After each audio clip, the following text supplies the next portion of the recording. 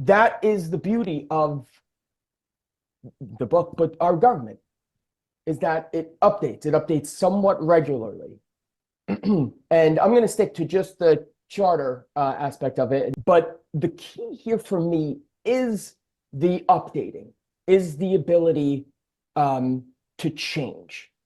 And as Adrian stated, the consolidation of New York City in 1898, and a lot of people might know that number. You might go, oh, yeah, okay. So, but then that's when New York City was born. But what it looked like then, what it looked like 10 years after, and then 10 years after, has been very, very different.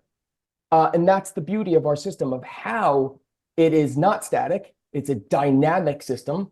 The charter's dynamic, the government is dynamic, and obviously the city's dynamic, with all the people moving in, people move out, immigrants, the new participation that we get. And so the charter allows for that. New York City allows for that, and that's the beauty of it.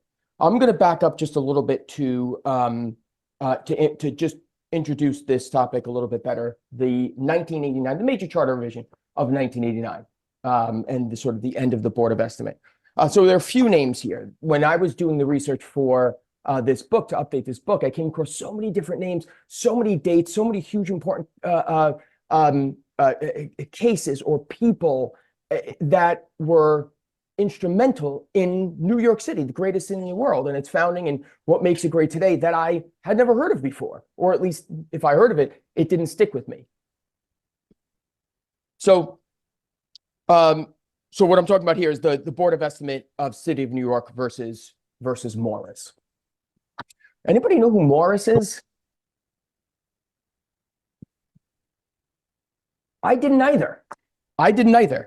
I'm going to find name. So the obviously famous popular lawyer Richard Emery, who brought this case, had recruited 3 women who were residents of Brooklyn at that time, and they are Beverly Morris, Joy Clark Holmes, and Joanne Apostol. I'm probably butchering that name, and I apologize to Joanne and her family for doing that. But the way court cases do, they take the first name. So we have Beverly Morris. So that is the Morris in the Board of Estimate of the City of New York versus, or Morris versus Board of Estimate.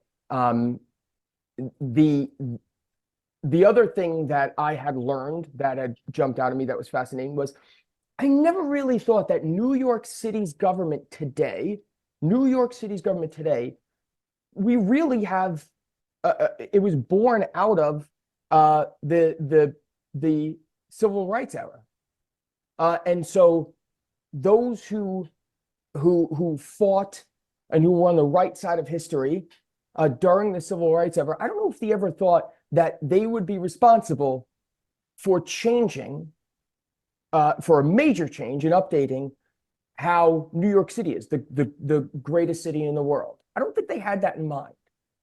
And how they did that, what I mean by that is, of course, the 14th Amendment, and the part of the 14th Amendment that we used to be called one man, one vote, one person, one vote clause. And so the Equal Protection Clause is at the end of that, right? So the 14th Amendment, just quickly, to the Constitution, which took effect in 1868, gives us this, right? All persons born or naturalized in the United States and subject to the jurisdiction thereof are citizens of the United States and of the state wherein they reside. No state shall make or enforce any law which shall abridge the privileges or immunities of citizens of the United States, nor shall any state deprive any person of life, liberty, or property without due process of law. And then this last line here, nor deny to any person within its jurisdiction the equal protection of the laws. And so the Equal Protection Clause, as we know, right, the famous line is equal justice under the law, that saying, is central to the civil rights movement, obviously, as we know. But it was in the 1960s where it began to be applied to state legislatures, to American legislative bodies. And there were a series of 3 cases: Baker versus Carr in 62, Westbury versus Sanders in 64, and the one most central to us, Reynolds versus Sims, also in 64. It was a major Supreme Court case, and it sort of capped off these 3. And the ruling was that state legislatures must be proportionate in their representation, so roughly equal in the population of the districts. And this was the application of the Equal Protection Clause to state representation. I believe, I've tried to find this, I believe New York City was the first time this was applied to a municipal government. I don't know that for sure, but I've tried to find information on that, but I believe that to be the case. So it was in the early 80s where this case was first brought, and it took about 7 years to go through the courts and to make it to the Supreme Court, where they decided to hear it in 88.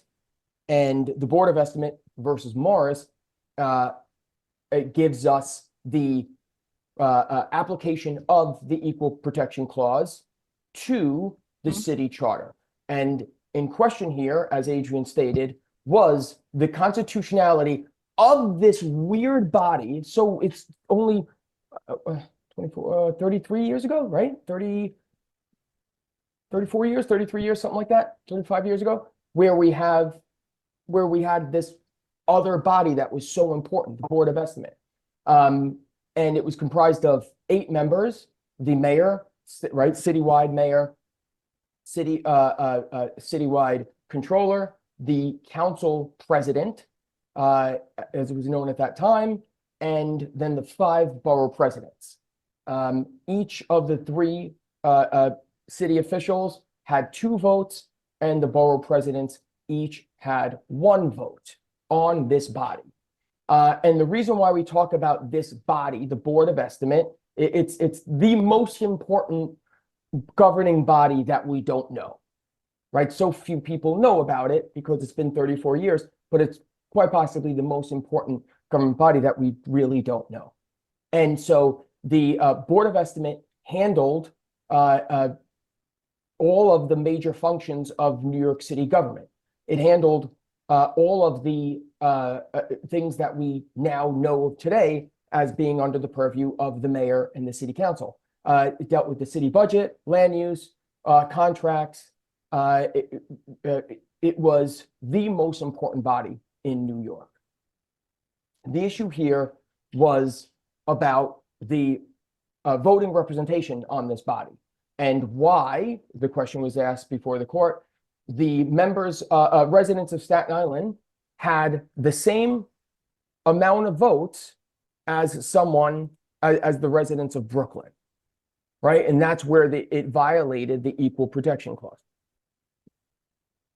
It stated that, let me find the language here. Well, no, I don't need to do that. But it essentially invalidated the Board of Estimate, finding it to be unconstitutional because of this voting makeup. Even though it was not a legislative body in itself, meaning we did not elect, voters did not elect members to the body, which is one of the ways they tried to get out of this, one of the ways they tried to fight the case, because it was the way it was formulated, and because we voted for, voters voted for the members on the body, and election to their office was a direct election or direct appointment membership to this body, the Board of Estimate.